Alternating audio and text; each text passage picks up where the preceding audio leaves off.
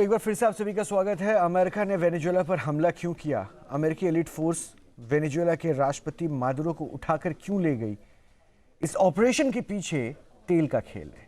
ये सवाल इसलिए भी उठ रहे हैं क्योंकि वेनेजुएला के पास दुनिया के सबसे बड़े तेल भंडार हैं। खुद ट्रंप ने कहा है कि अब वेनेजुएला की तेल इंडस्ट्री में अमेरिकी कंपनीज की बड़ी भूमिका होगी।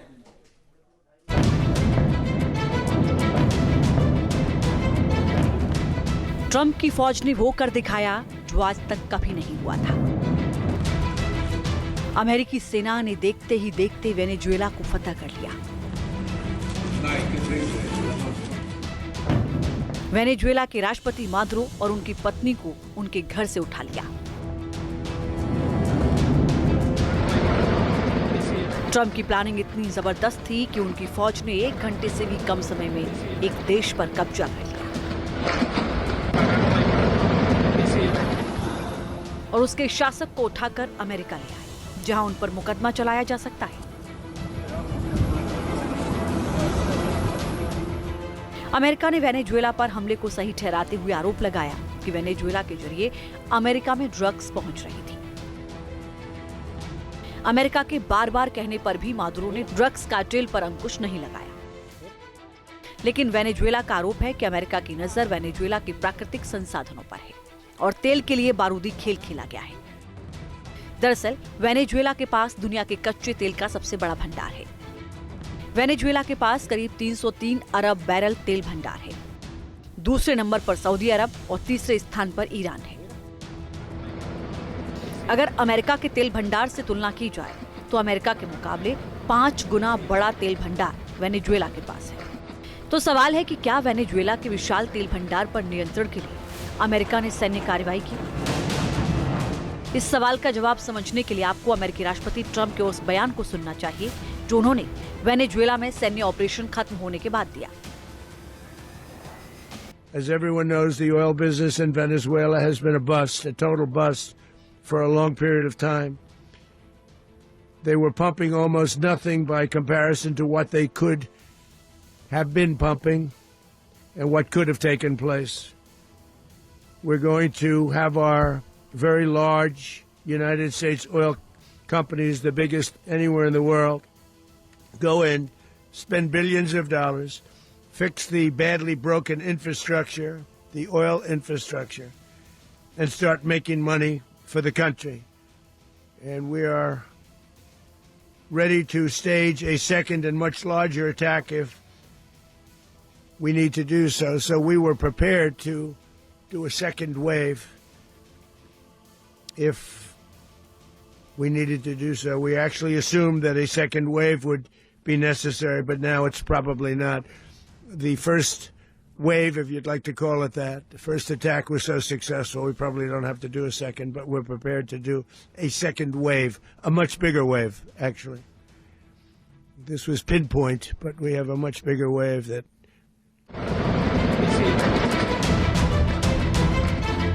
आपने सुना, अमेरिकी राष्ट्रपति ट्रंप ने अपने इरादों को खुलकर जाहिर कर दिया। उन्होंने साफ कहा कि अमेरिका की दिलचस्पी वेनेजुएला के तेल उद्योग में है और अमेरिकी कंपनियां इसमें अहम भूमिका निभाएंगी। Impunity against the United States. This extremely successful operation should serve as warning to anyone who would threaten American sovereignty or endanger American lives. Very importantly, the embargo on all Venezuelan oil remains in full effect.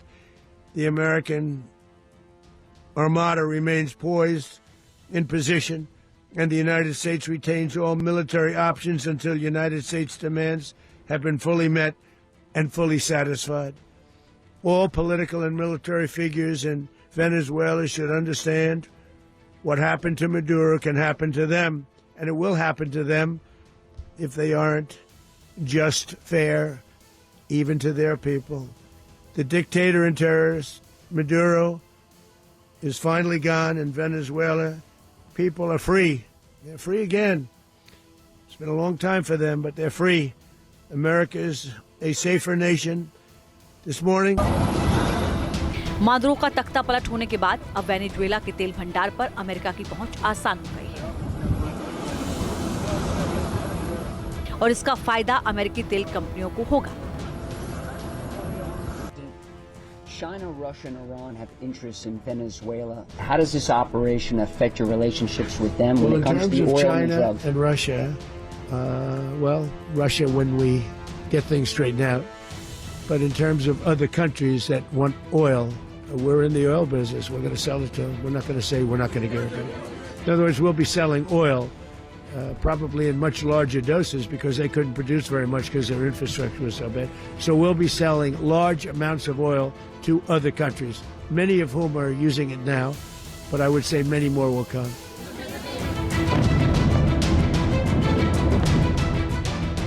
Maduro को कब्जे में लेने के बाद फिलहाल Venezuela का नियंत्रण America के हाथों में है। ट्रंप इसका ऐलान कर चुके हैं और इसमें कोई शक नहीं कि वेनेजुएला में आने वाले समय में जो भी सरकार सत्ता में होगी वो अमेरिकी हितों के खिलाफ काम नहीं करेगी। ऐसे में अमेरिका को वेनेजुएला के विशाल तेल भंडार का फायदा मिलना तय है। वेनेजुएला पर अमेरिकी विजय के बाद वहां काफी मात्रा में तेल के उत्पादन और सप्लाई की संभावना है, जिससे लंबी अवधि में दुनिया में कीमतों की कमी आ सकती है। Team news nation. इस बीच एक बड़ी जानकारी और भी है। मादुरो की गिरफ्तारी को लेकर सोर्सेस से पता चल रहा है कि मादुरो ने अमेरिका का प्रस्ताव ठुकरा दिया था। दिसंबर में अमेरिका ने दिया था मादुरो को वेनेजुएला छोड़ने का प्रस्ताव। तेल से जुड़ी रियायतों के बदले वेनेजुएला छोड़ने का प्रस्ताव दिया गया था अमेरिका की तरफ से, और अमेरिका का प्रस्ताव ठुकराने के बाद मादुरो की गिरफ्तारी हुई है। वापस अपने मेहमानों के पास चल रहे हैं। जो बात लगातार हम कह रहे हैं, देखिए अब तो स्पष्ट हो चुका, वो डंके की चोट पे भी कह रहे हैं ऑयल सब कुछ हम कर रहे हैं, ये करेंगे, और ये भी पता चल रहा है कि मादुरो को पहले भी अमेरिका ने ये प्रस्ताव दिया था। राजपुरोहित साहब, अब स्ट्रैटेजिकली जो भी चीज़ें रही होंगी, लेकिन अब इस पॉइंट ऑफ व्यू पे हम लोग बात कर रहे थे ना कि भारत कैसे क्या करेगा, भारत क्या कर सकता है, भारत क्यों नहीं करेगा।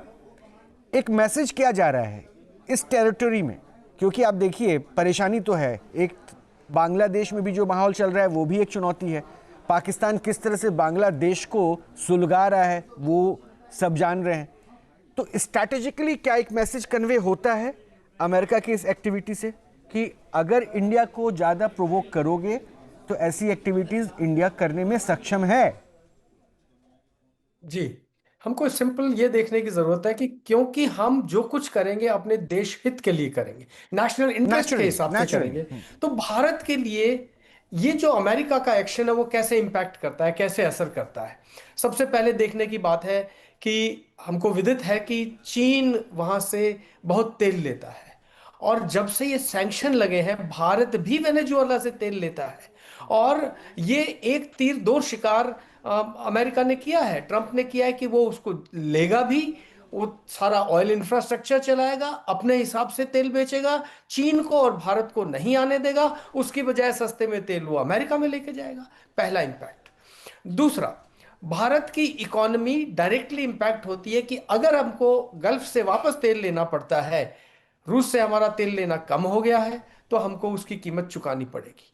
आप देखिएगा कि 3 से 6 महीने में मैं एक्सपेक्ट करता हूं कि भारत के अंदर तेल की कीमतें बढ़ेंगी। ये इसका डायरेक्ट इंपैक्ट है। और तीसरा कि भारत क्या कर सकता है, अगर मैं वही एनालॉजी लेता हूं जिसको हम अभी डिस्कस कर रहे थे कि क्या बांग्लादेश में हिंदुओं को मारा जा रहा है, तो क्या हम यूनुस को उठा लें? क्या वहां पर जो जमायतीज है, उनके लीडर्स हैं, उनको उठाना शुरू कर दें? पाकिस्तान के अंदर जो हो रहा है वहां पे हम दखलंदाजी शुरू कर दें?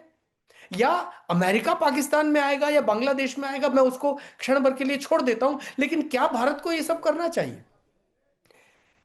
सोचने की बात है कि क्या यह जरूरी है आज की तारीख में।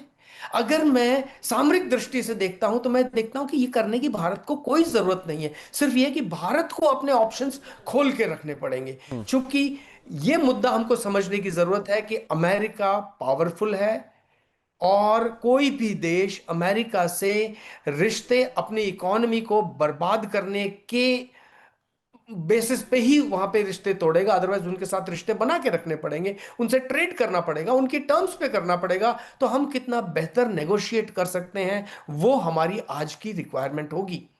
जहां तक वेनेजुएला के अंदर का काम है, वहां अमेरिका आकर के खुद एडमिनिस्ट्रेशन चलाता है, उनकी इंफ्रास्ट्रक्चर कंपनीज और ऑयल चलाता है। जहां वो बोल रहा था कि ये मदुरो ड्रग कार्टेल चलाते हैं और बहुत बड़े एक्सपोर्टर हैं, वो सब मुद्दा अभी पीछे चला गया।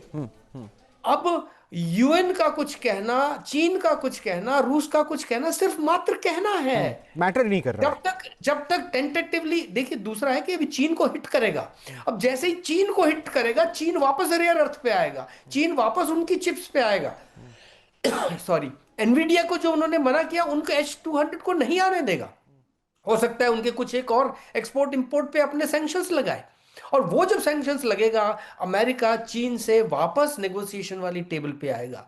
इन एनी केस अमेरिका अपनी बेनिफिशियल स्टेट में रहता है। हमको अपना देश देखना है, अपनी इकोनॉमी देखनी है, अपनी पावर देखनी है, अपने आप को सुरक्षित रखना है। Very well defined sir, very well defined. Bansal साहब, आपके मोबाइल पर तुरंत आएगी ब्रेकिंग न्यूज, स्क्रीन पर सबसे पहले दिखेगी बड़ी खबर, देश दुनिया की हर खबर एक जगह। अब आपके मोबाइल पर तुरंत फटाफट इंस्टॉल कीजिए न्यूज नेशन ऐप और रखिए खुद को अपडेट।